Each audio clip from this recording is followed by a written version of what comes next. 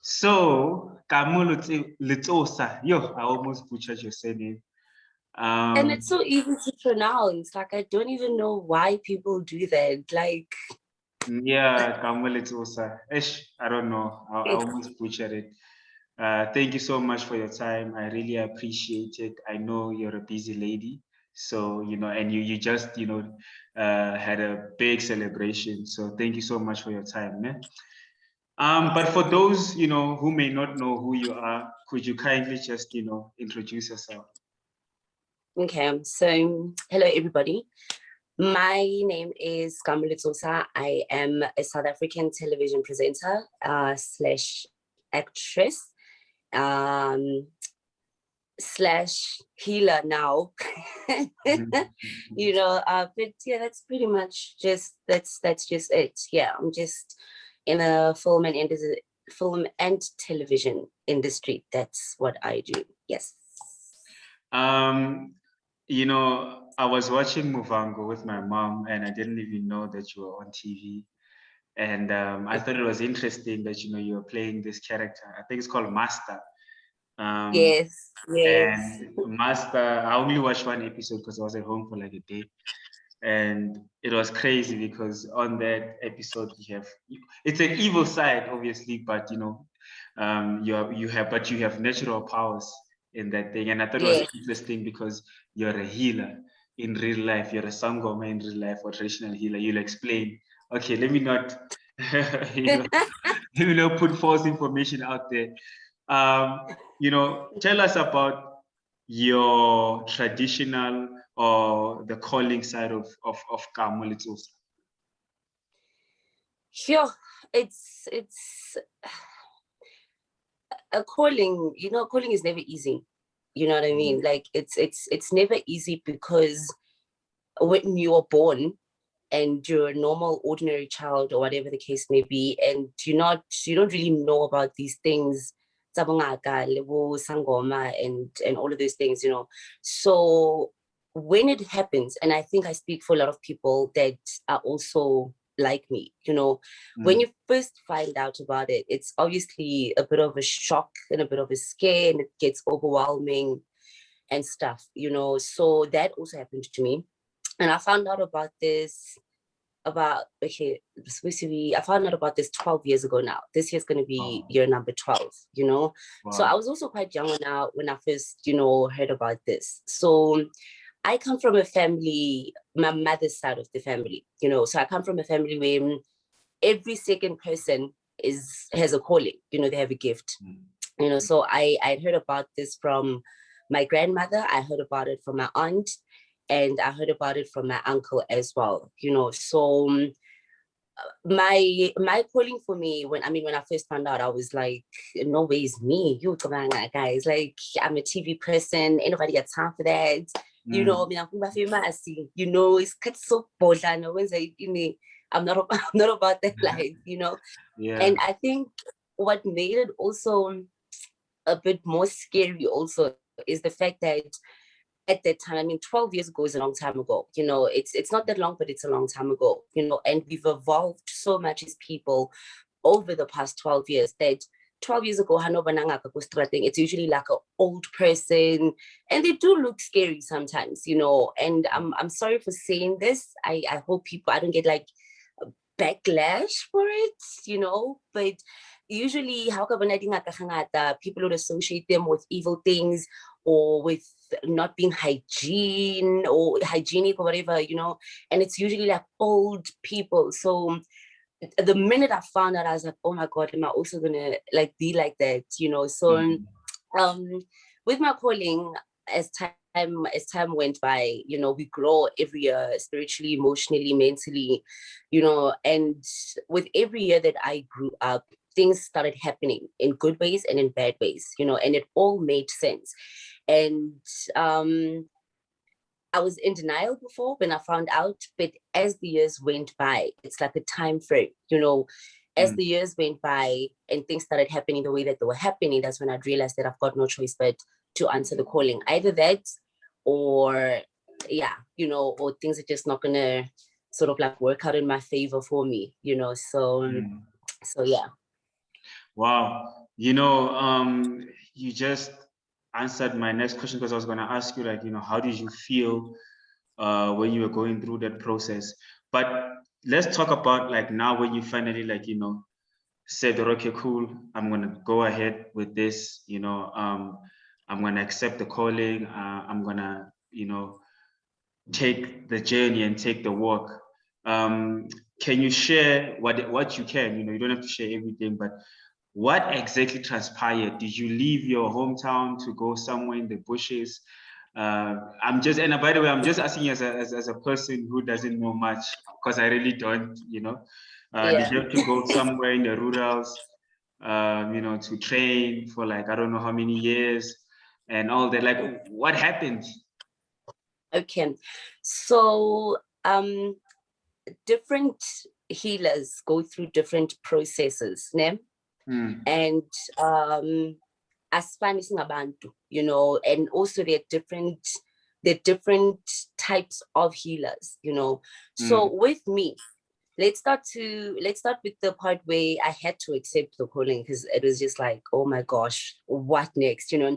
So I remember now I found out about my gift 12 years ago, right? So when I found out about it, now as a person, I'm aware that I'm gifted, and whatever, you know. So now I'm aware, I've got the knowledge. So now I need to make a decision. Am I taking it or am I rejecting it? You know, at the time, remember, like I said, it made me anxious and nervous and scared and terrified and a whole lot of things. And therefore, my state of mind at the time said, no way, I'm not doing this, you know. But also when I was told about my gift, I was told about 2 certain events that are going to happen in my life, you know, that are very significant, you know. And I was told, okay, fine, at this age, this is what's going to happen, number 1. And around that age, what's going to happen afterwards, which is number 2. You understand? But I was never told what happens afterwards, right? So here I am. I'm like, oh, okay, cool, whatever. I'm living my best life. You know, I've got amazing friends. My family's doing great. Work is amazing. The gigs are coming in like nobody's business. You know, I'm working like 3 jobs at the same time, you know. So it was amazing. Everything was just like, there couldn't have been anything wrong at the time, you know. So then came the age where they were like, these 2 events are going to happen, right?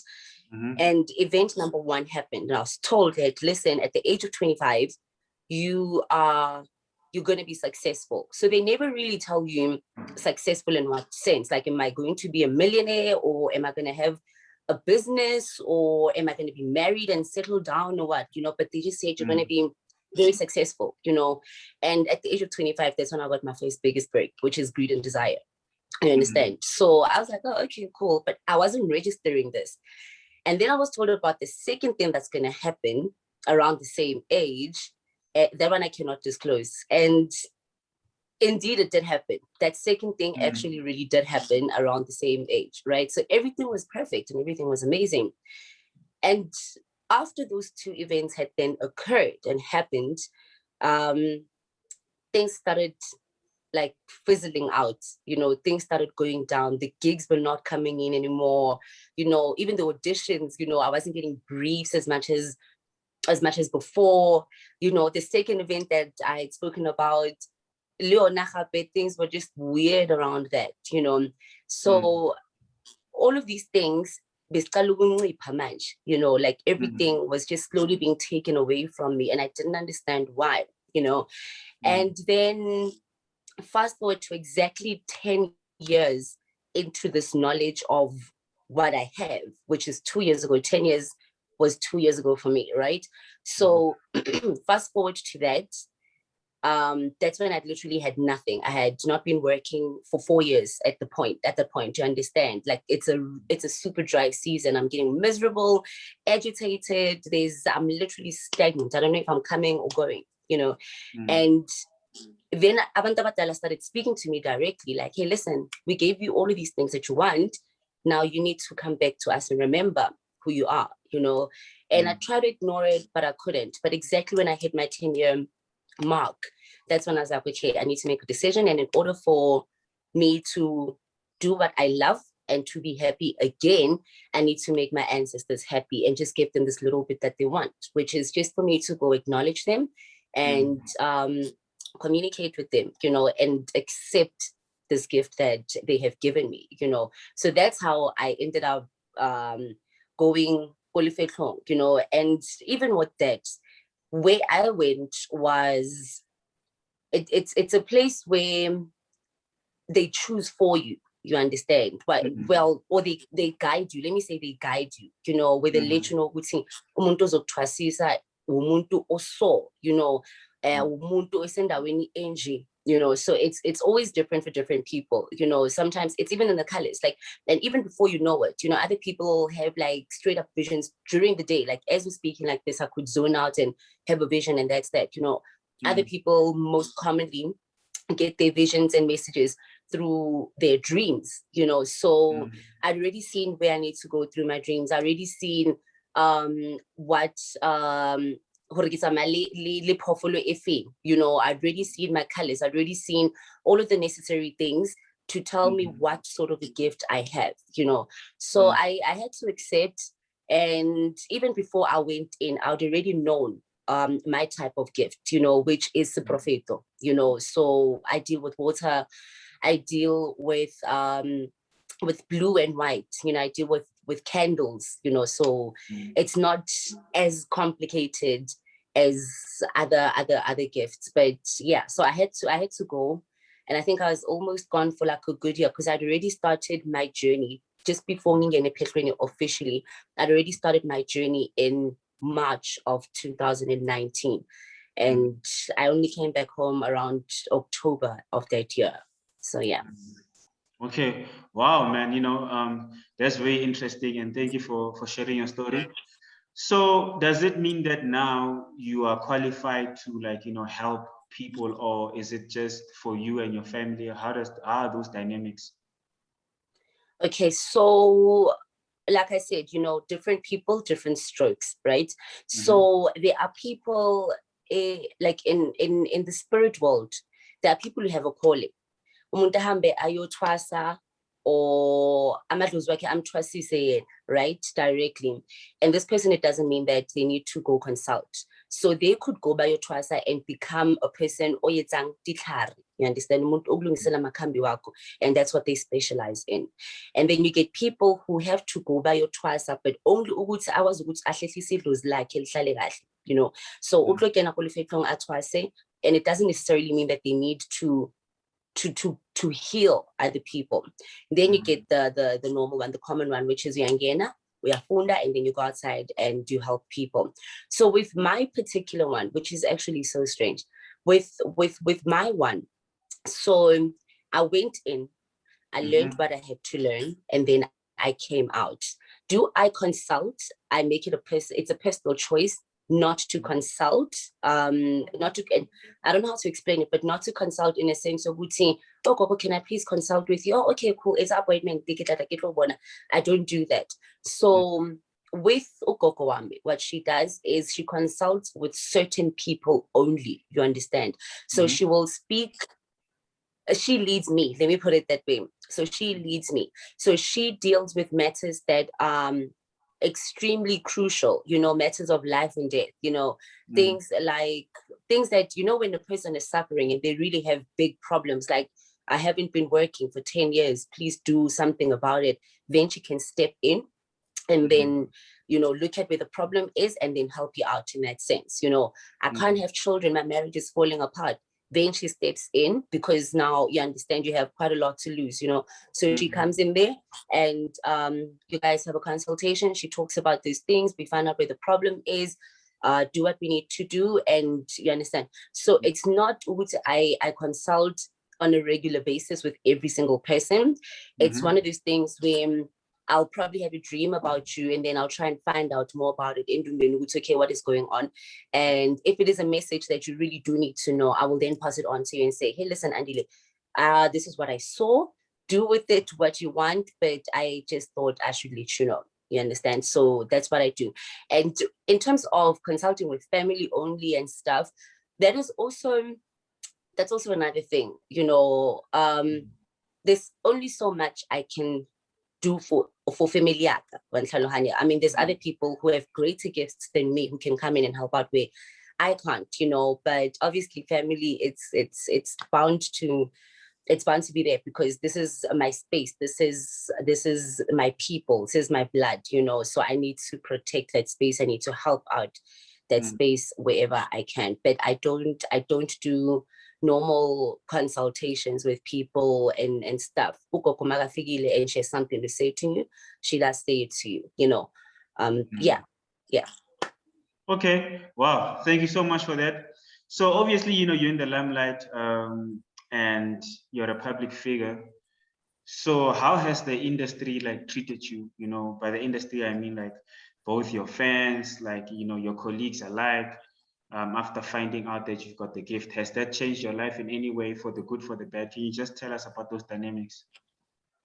The thing is, when you're in this industry, automatically people who are not in the same industry already expect you to be perfect, and they expect you to be a robot, you know, and they feel like they own you as a person, you know. There's always going to be opinions and thoughts and, you know, a lot of things, right?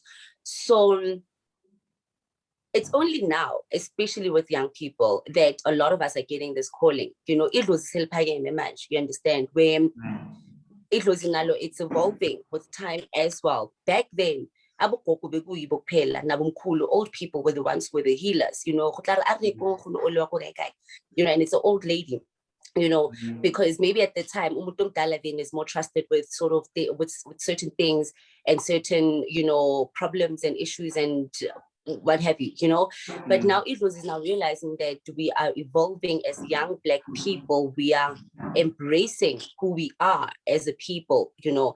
And if I've got a certain problem and I'm young, let's say I'm 22 years old and I'm married already, you know, and my husband wants to have children, it's going to be a little bit hard for me to speak to umama una 62, you know, and it's harder sometimes to disclose certain things because umdala, and on top of that, you know. So therefore, it was then comes in and says, I'm going to give you your age mates, I'm going to give you your peers who can help you because we are all living in the same time frame, you know.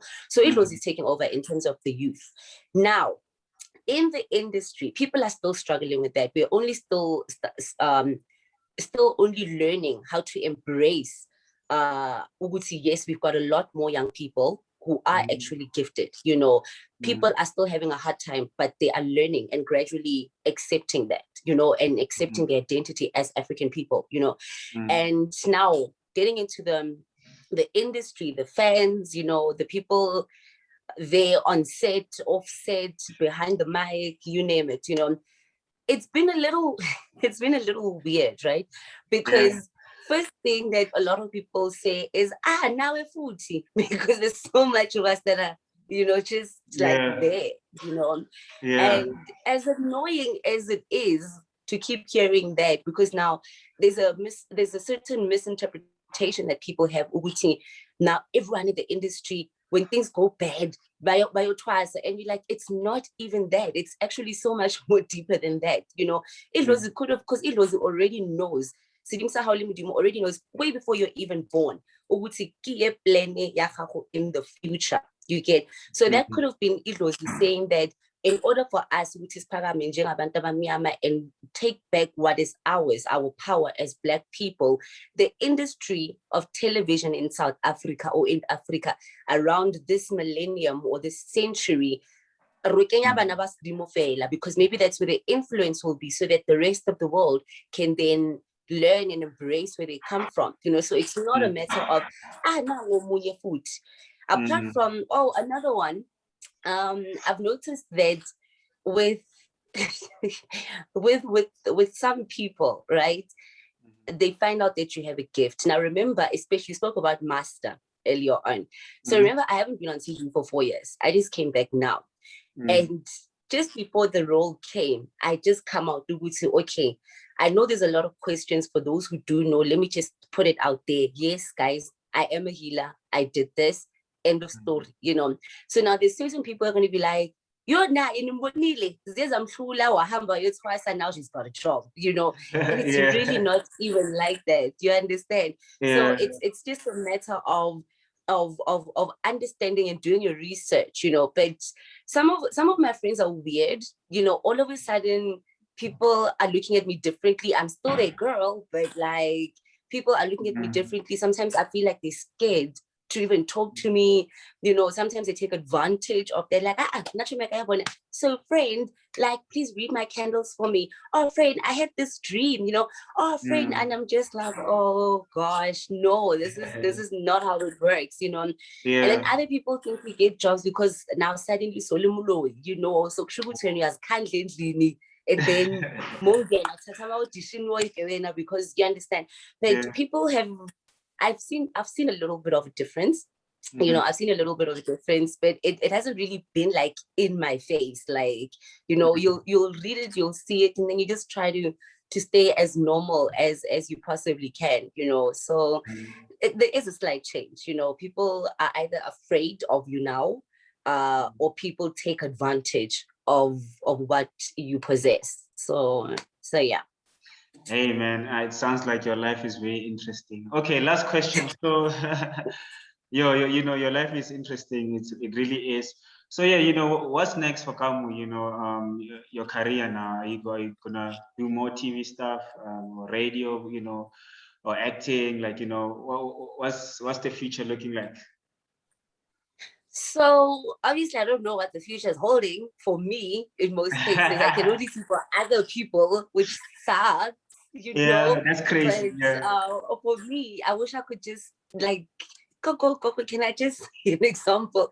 You know, but I can't do that. You know, the only thing that I do know is, I think just before Ngene 2 years ago, I knew that when this year comes, right? When this year comes, amazing things are going to happen. I don't know how, I don't know what exactly, but Ukok was always been saying, listen, just hang in there, hang in there, hang in there. Whatever it is that you're doing, like, just hang in there. You know, it's going to be shocking. So I'm also waiting for the shocking part. You know, I just hope she keeps her word, you know. But so far, I think we've started on a very good note this year. So I believe her. Now, in the real world,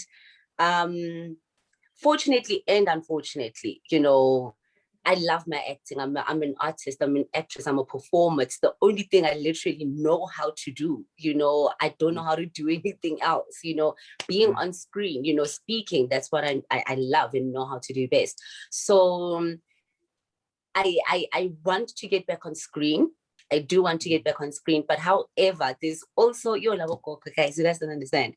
So, however, there's also a further 5-year break that I still need to take to attend to my ancestors, you know. So until that is completely fulfilled, then only I can now start focusing on, okay, cool, I want to go back to TV full time, or I would like to get into radio and give it another try, you know. But for now, it's just me trying to find a balance and just having a steady foundation of, you know, I'm in the industry, yes, but I need to look at my priorities first, which is dealing with Hono and doing what I can to make them happy, you know. And I mean, so far, honestly speaking, not that I'm blowing my own horn or anything. There's only really like a small number of people that have consulted with me, you know. And more than anything, putting television on hold for 5 years just to attend to my ancestors doesn't seem like such a bad idea, you know. I mean, just recently, I feel like one of the biggest achievements I have, you know, in the spirit world as Ukoko was helping somebody, you know, get back to work after a whole year of not working, you know, after an entire year of waking up and going to work, but not being given the time to actually work, you know. And, you know, I've managed to help a person who has already probably had other people try to assist her, you understand. And she tried, and it nothing really materialized, you know, up until and she's like, hey Kama, you need to help this girl and this is what you need to do. And now they're back in, like, in their space, and they're doing very well. So me being able to do things like that then also reminds me that, listen, We didn't choose you by mistake. So your fame and your fortune and whatever, put that on hold and harness this gift that we have for you. So I think that is me moving forward for now. Just the smaller, and that 5 years is not a long time, guys. It's long, but it's not long. so yeah, so that's what I'm currently focusing on at the moment. Okay, look, thank you so much for your time. I learned a lot, and I know people are gonna appreciate, what you had to say. And yeah, man, Yes. it's very interesting, and I think that the stuff that you shared with us makes a lot of sense because I'm one of those people who are like very curious about like what's happening, with Yeah. especially young people, getting callings and all that. So you answered that very well. And thank you so much. Yeah, man. Let's chat again. I don't know, after a year or two, ne? For the interview, not us, for the interview. I know. All right, but thank you so much for having me. Okay, ne, sharp.